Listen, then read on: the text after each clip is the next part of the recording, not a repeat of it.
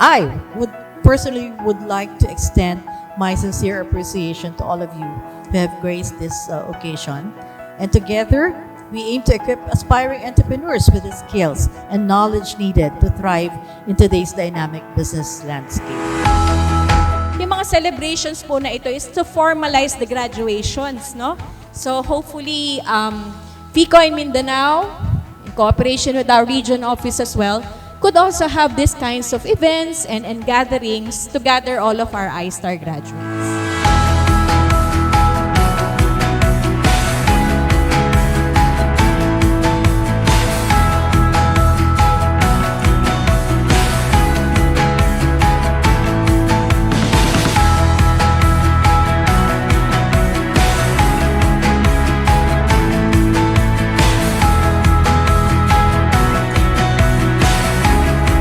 The I-STAR Center for Entrepreneurship, or CFA, is an avenue for members and the community to learn more about how to develop, supplement, and support their knowledge as business entrepreneurs, especially the micro-entrepreneurs.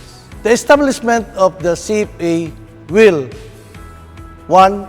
Help PICO in its efforts to collaborate with the local government where PICO operates and reach even the farthest areas through I-STAR on the go.